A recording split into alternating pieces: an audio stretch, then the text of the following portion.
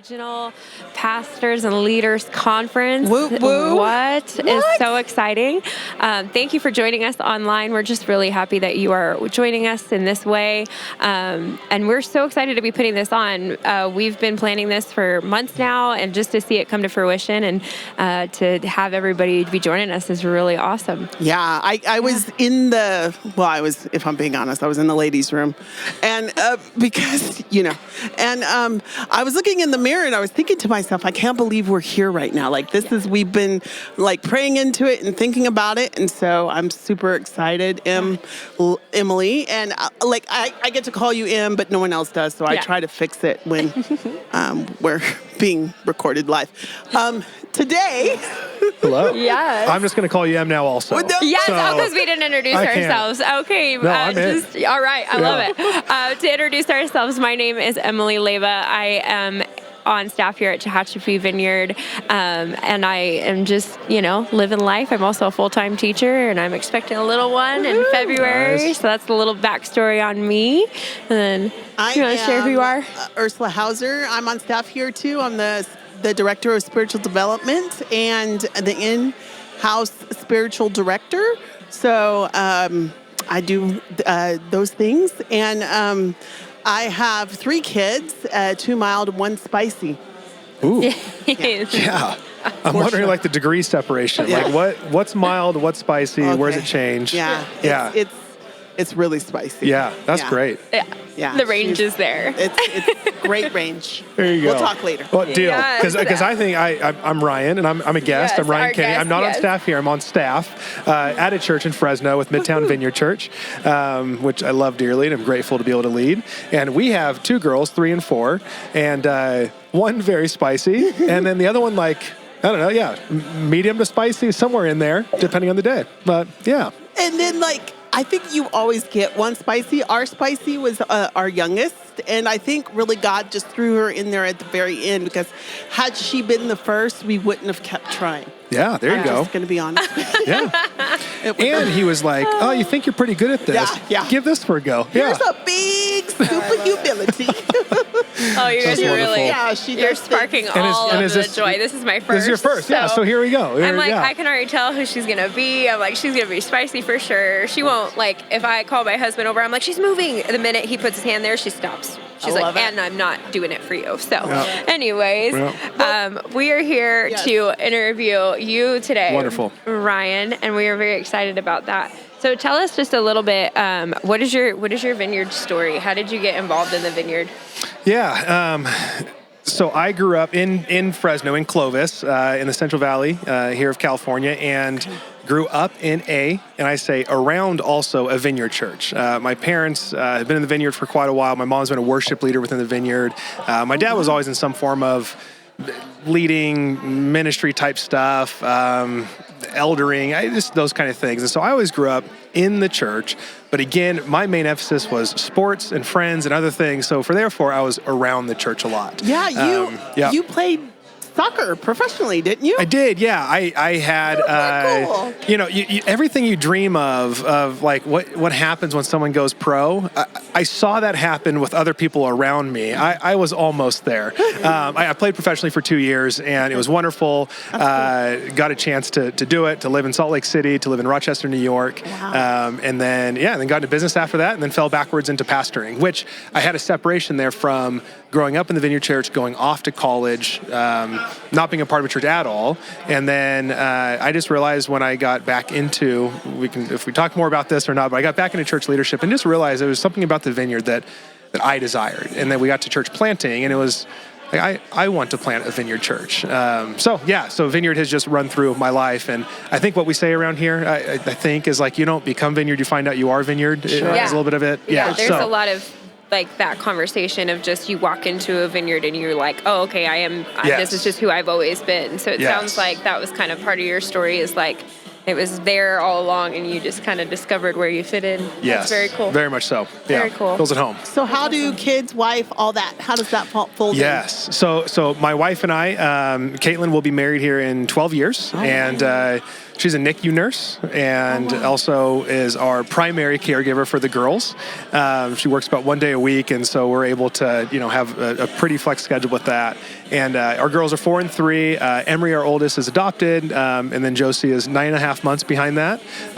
So very close in age. And yeah, they're wonderful. Again, the spice levels change. But so we've been on that journey for a bit. What's crazy is that we actually had adopted Emery June of 2020. Of 19. We were working towards church planting at that time. More to this story, but felt like that's easy. Yeah, why not? And we'd already started working before the adoption, and we just felt like we should probably plant in 2020 because we feel like this is the year that we're actually going to have a child. And so we adopted in 2019 in June. Emery's 9 hours old, and then we find out about 2.5 months later that we're pregnant with Josie. And then we launched in February 2020. The joke was that we had 3 babies under the age of 1 for an entire year, including the church plant. And just because we had enough time, I was also completing my master's. So, yeah. So natural. You church planted in 2020? Yeah, what was that like? How did that even go? A round of applause. Yeah, well, good for you. Or it was like the easiest time. I don't know. There could be the other way. Because we were 5 Sundays in when we had to stop gathering. The nice thing is about that when you're that young, no one's complaining about what side of the piano to put the vase on. Sure. Like we didn't have all that stuff going on, so we didn't have a normal yet. And so we're like, all right, I guess we'll do this online church thing for a few weeks. Hey, we'll be back at it by Easter, right? Which what we all thought. And then no, we did Zoom in here. Now, what I say in that, the positive is that, when church planning, we're thinking through how do we actually let people know we're a church, and there's a certain size and church planning that, hey, if we can have this many people, then we can be at this capacity to do these things. By the end of the year, we'll be about this size. You play all the number games, which you can work towards or not, and things still happen. But what happened is very quickly that got taken away from us, and Zoom, what we did for online for a year, is actually just brought a lot of depth. And so what we found ourselves doing is we'd give a short message. I remember passing around these camera boxes and kits, all of this equipment, but cheaper and less of it. And we would pass it around to different people on a Sunday morning, and we would all 3 of us would lead from our homes. And then remember you'd Clorox wipe boxes and things down. We would wipe them down before we'd pass it to the next house. And that's how we did church. But then we would break out into the groups in Zoom, and people would have discussion around the topic and pray in that. And so we actually foster just relational depth and health in a different way that I feel like now we actually have something to now invite people into. It just has things to it that we otherwise may not have had. Very cool. I don't know. So what does your church look like now? How does that feel? Is it a smaller church? Is it a mid-size? What would you say? Yeah, no, Zoom is so good we've stayed on it the entire time. I'm kidding. Perfect. It was a breath of fresh air. It's the best way to do it, right? So we gather after, I think for the last 2 years now after Easter, we gather in a building in an area of town called the Tower District. Tower District is about 18,000 people, which for us, when we planted, we actually saw as a geographical boundary for us as a church. Not that you have to live in Tower to be a part of the church, but that's actually where we're going to have, our most measurable outworking. Not saying, hey, we're here for our whole city. I mean, we have a big city. We're 600,000 people. And so it's a way that we can actually have physical outworking there. So we gather on Sundays. We're a church of, I would say, we're 160 people. So any given Sunday, we're about a total of 120 in a building, which we find ourselves in this beautiful old historic dance academy that we rent from. And we actually get to partner with them. So they do ballet and dance and things throughout the week and the evenings. We have access during the week. And then, we have space on Sundays. One of the things that I love is that actually as a church plant, which those that are in church planting and have or are may not like me sharing this, we've never had to trailer anything in or out. Even when we were at the elementary school, they let us store everything there. So now where we're at, kids' stuff stays up each week. It's a wonderful relationship. And for us, we say that we're a church together, practicing the ways of Jesus and inviting people on that journey. And one of the things that we actually kind of the lens that we hold for that is in a non-ideological way, can we hold Jesus at the center of everything we do? And the distinct is that hopefully people feel within us is that we're relationally authentic, we're spirit dependent, and we're other-centered. and then that moves on towards our vision. Yeah, I a love few that. things about us. That's very cool. I love that. I got to be honest with you. When you said that you were in a dance studio, my mind immediately went to the 90s. I grew up in church. Oh, yeah. Like at the root, I'm a Baptist girl. Yep. And so, but we did find Vineyard. But Yep. to the praise dancers. Oh, No? yeah, there you go. Anyone? Yeah. Yeah. Yeah. I'm sorry. No, it's great. The amount of people that will come in our building and like they'll walk in and be like, "Oh my gosh, I grew up doing like aerial from that ceiling." I love it. Like certain things like that. That's awesome. We had a whole prophetic thing around it. A gal that I love dearly, that I did a master's course with. She heard about that building. She lives in Kansas City now, and she said, "Oh, I see you guys are renting that," and sent me this beautiful like poem because she used to dance there and then has enough health complications where she actually can't dance anymore, and just had this whole thing around. I just see God blessing that. May the Holy Spirit dance freely in that place. Wow. And so, yeah, there's just a lot of stories that have overlapped with the history of our district, but then specifically a history with that building. Super Yeah, it's been sweet. wonderful. Yeah. I love that when the building and the kind of the place that people call church can be kind of a beaconing place inside of the community as well. Yeah. I think that makes it supernatural for people to Yeah. kind of fold in Yeah. to those places, right? And that's where we rub up against Jesus, isn't it? In those kind of natural folds of life. Right. So you told us about planting and all of that. What's next for you, Ryan? What do you guys like vision casting? What can we pray into? What are you guys thinking? Yeah, I think where we're heading, a big part of what we see ourselves doing is who we most naturally connect with. We would think are people who have a psychographic. So we oftentimes have demographics. We think of age, race, ethnicity, area of town, socioeconomics. Those are all demographics. Yeah. And psychographics is actually the way in which people view the world. And the reason we like say the word again. Psychographic. Yeah. Okay. And so like the psychology of graphics. I don't know. Psychographic. I'm gonna Google it later. There we go. I was like, I'm looking into that. That sounds cool. And what I love about it is it actually transcends demographics, because you can try to measure demographics and yet, you're trying to like, oh, we're going to reach these people at this age, at this level, or whatever it is, where this actually says, oh, there's people that transcend different demographics that actually could still have the same psychographic. Sure. So we would say in our best attempt at connecting with people would be professionals who are seeking a place to be vulnerable and to have spiritual experience. Okay. And so we look through that lens a lot. And so we think of ourselves as a little bit of a spiritual training ground for within our church, but now we're actually starting to do things to connect with leaders across our city, other nonprofits, to be a place that, as we see a lot of socially conscious people in our church that are already leading in a lot of ways, how do we continue to foster health in leadership across our entire city? Sure. And now that's not to say we, as we're doing that, there's still a high aspect of how are we inviting people into life with Jesus in similar ways that connect with that way. Yeah. That's so great. I feel like that's kind of the season that we're in as a church, without knowing that concept or that word or any of that. Like, I think that's what we're doing. And every weekend we're starting to get these people that are reaching out to like Mike's our lead pastor. Yeah. And they're going, I've never thought about it like that. I have never in my whole Christian life thought that that's what this could look like, our relationship with Jesus or all of those things. So that's really neat that like, even though we're not using the same language, we're all like kind of in the same mindset, and it shows that God's doing something. God's putting certain visions in people's hearts to move in that direction, which is really neat. For sure. That's good. For sure. Very cool. So your wife's NICU nurse. Yeah. Little. I have a little ones. special just love for NICU Yeah. nurses. My son was 6 weeks early. Wow. And so he spent the first 2 weeks of his life in the NICU. Yeah. And so that's a special breed of nurse. They are just beautiful people.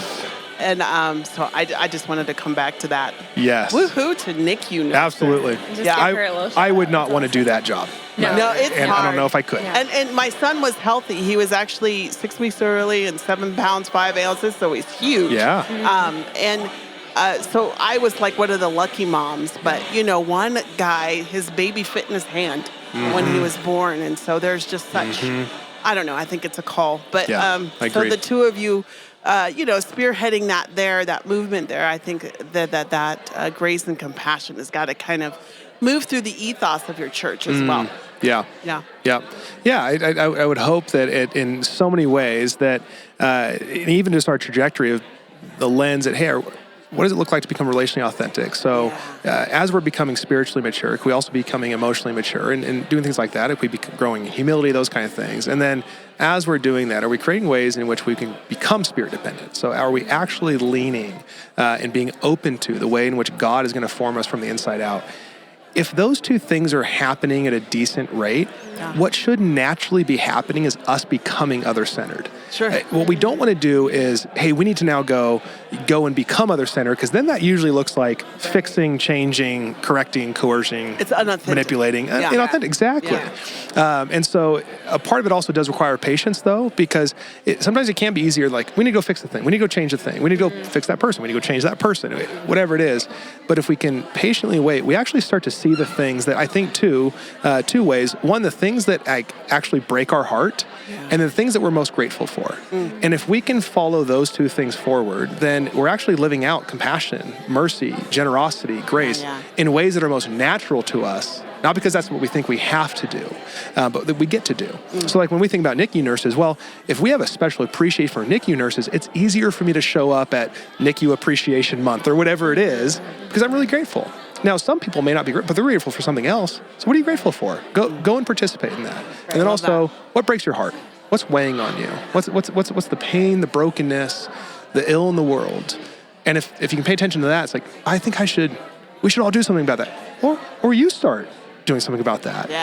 Oh, for sure. Yeah. You'll hear someone that's like super passionate about something, and I mean, this may sound bad, but like, I'll just be like, okay. Yeah. That's cool. It's like, that's awesome. Important to you. I've never thought about that. I don't think about that. You know what I mean? And I'm like, I think you're supposed to do something with that, because I don't think I'm supposed to do that. But that's fine. And how much better would it be for them to do that rather than me being like, oh, I guess I'll go care about that. Yeah, exactly. And from a very authentic place and an authentic like want and desire, and that's how things move. For sure.